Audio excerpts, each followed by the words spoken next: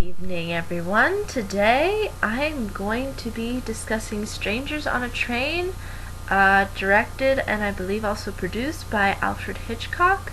I figured why not discuss a movie that is a little bit rather old, came out in the 50s, and I figured why not have it be a movie that is of one of the most famous directors, Alfred Hitchcock. And basically, Strangers on a Train follows these two strangers on a train. It's fairly literal. There's no sugarcoating of this title or secret metaphor going on here. No, it's actually two strangers who end up meeting on a train. In particular, Bruno Anthony as well as Guy Haynes. Now, Guy Haynes is our main protagonist here, and he is a tennis player, and he is played by Farley Granger, and basically his marriage isn't going all so well, and the newspapers are sort of following this because again he's a tennis player, so again he has some kind of exposure, and the antagonist, Bruno Anthony, who's played by Robert Walker, notices this and sort of decides to take advantage of this kind of circumstance. And basically what ends up happening is that Bruno's character, who's the antagonist here, tries to bring up a conversation and small talk with Guy in the beginning, and he kind of starts going into this whole possibility of Guy killing his wife, and how it would work if they crisscrossed murders. Meaning that Bruno would murder Guy's wife that he wants to divorce, who is actually a real meanie. She's a little witch, that woman. And in exchange, Guy would kill Bruno's dad, even though it's really not made clear exactly why Bruno wants really his dad dead. I'm not sure if it's because of fortune or such, but that's basically what Bruno ends up discussing with Guy on this train ride. And Guy, kind of obviously being a fairly rational person, kind of goes, what you're talking about is crazy, and tries to kind of get away from him. And so he ends up leaving.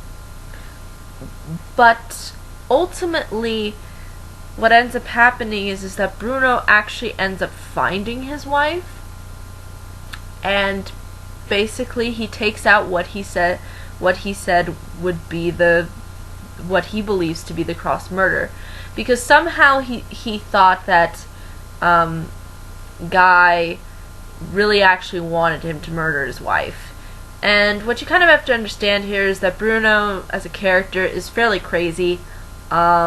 He's kind of kooky. You'll see in the beginning how I think his mom is actually filing his nails.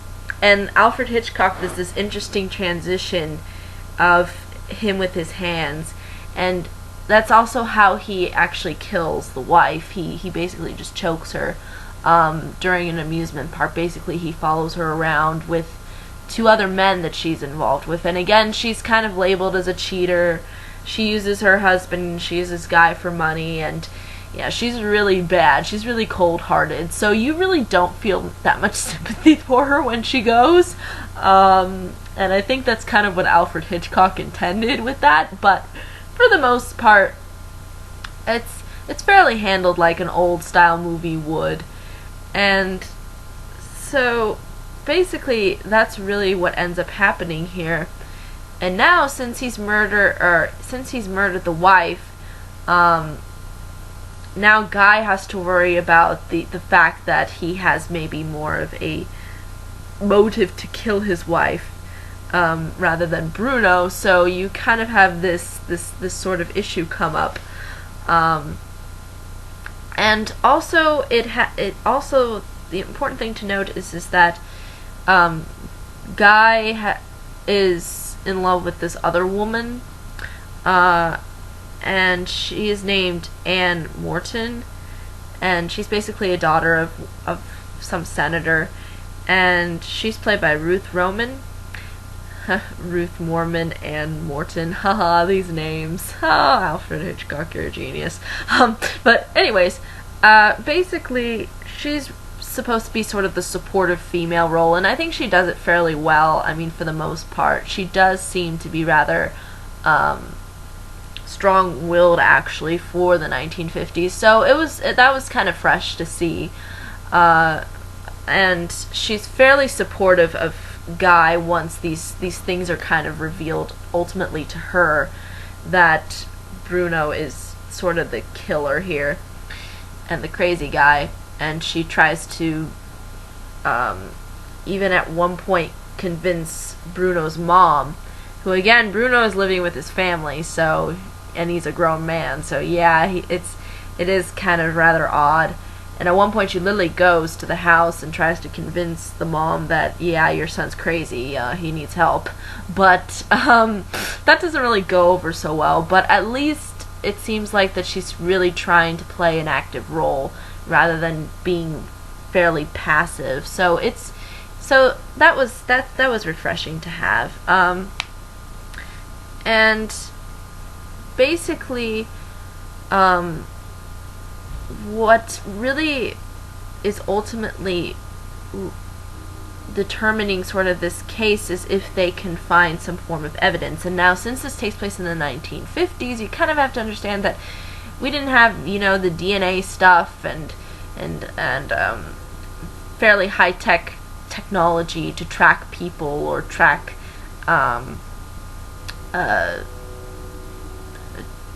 certain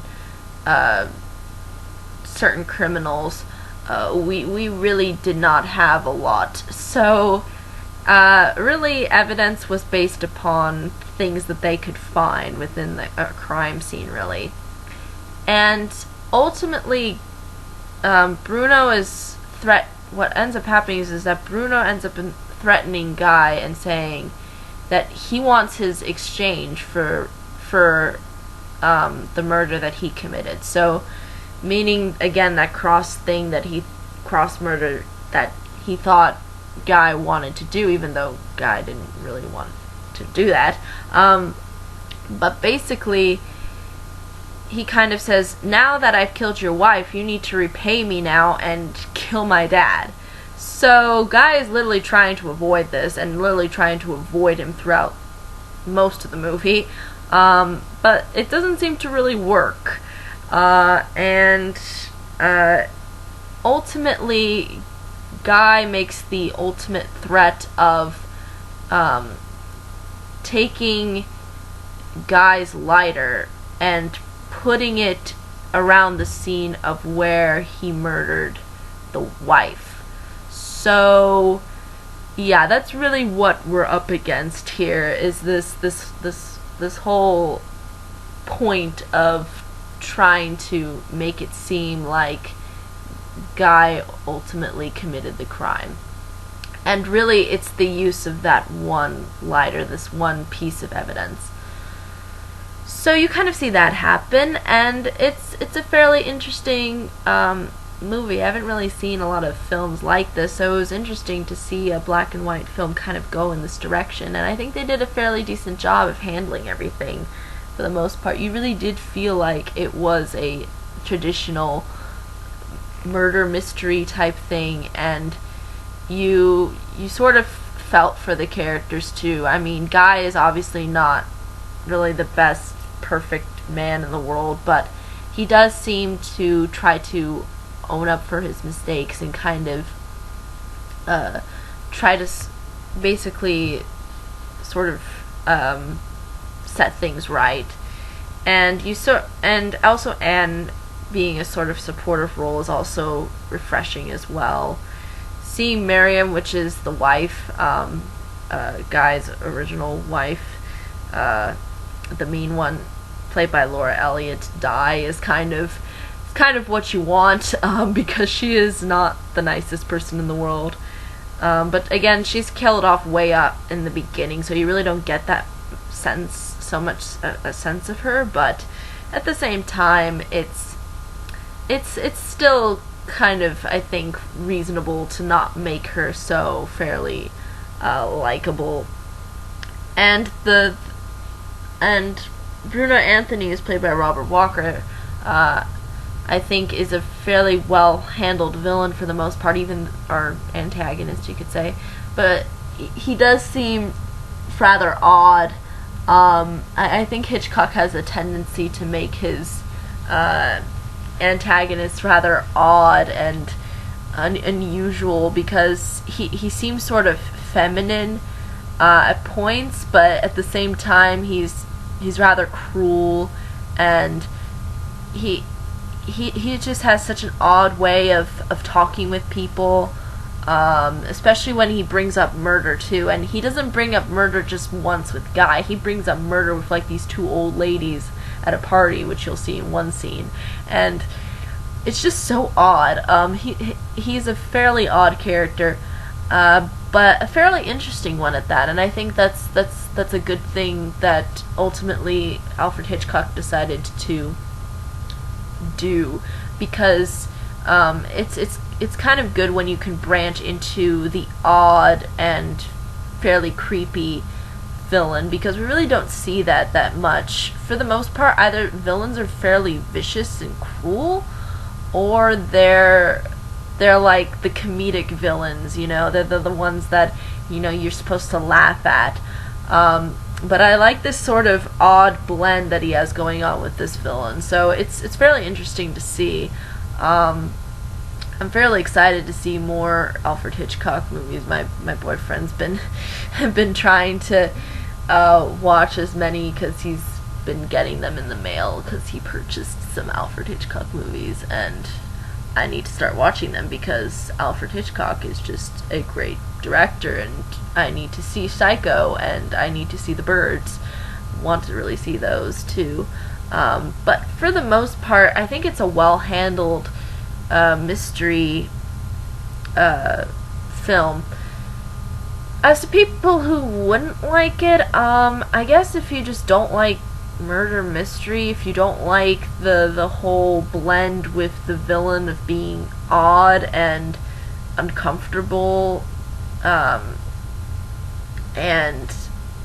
or if you're comfortable with uncomfortable villains, let's just say that, then I think you'll handle this film rather well.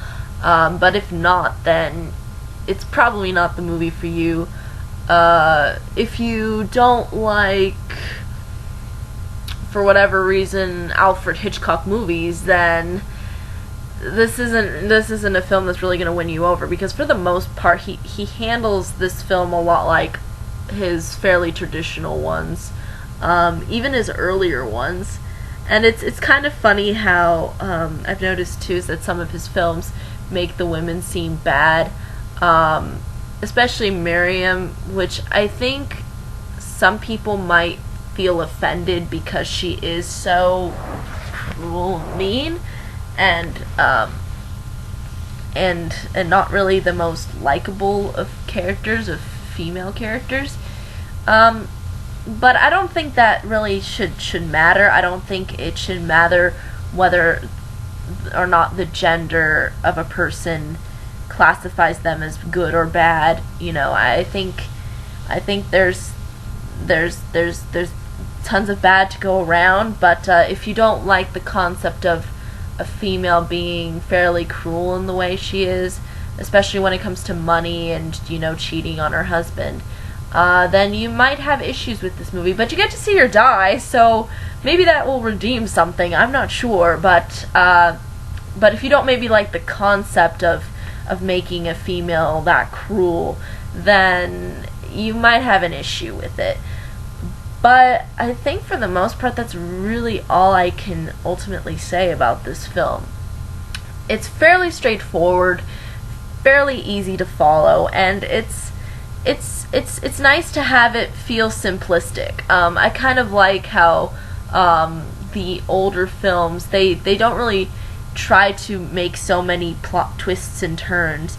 It's really straightforward in what it's trying to say and what it's going for, and it does it fairly well, and you feel rather engaged, and you want to know what really ends up happening, and who dies, who lives, and you want to know what goes on with the climax, and it is that kind of Alfred Hitchcock movie, I think. But again, it all depends on, again, how you view Alfred Hitchcock and view his movies, and any of the other factors that I've already mentioned. But for the most part, I fairly enjoyed it, and I would recommend it to anybody. And if you have seen any of Alfred Hitchcock movies, well, then this is a perfect one to start with, because it's rather straightforward and simple. And I sort of admire the simplicity of it. But if you are looking for a film that's a lot of plot twists and turns and stuff, this isn't really the film to look for, because it's fairly straightforward in what it's going for. And can it be maybe predictable at times? Yeah, maybe to a certain extent. But even though there's some predictability, you still want to know where it kind of goes, and what it's trying to do, and what ends up happening. So for the most part, it's a good murder mystery, and it's definitely, I think, recommendable. But I think that's really all I can say about this film in the nutshell. It's fairly straightforward, and if you haven't seen any of Alfred Hitchcock's movies, this is a perfect start. But yeah, I think that's really all I can say. Any questions, comments, concerns, more than happy to answer them. And until next time, everybody.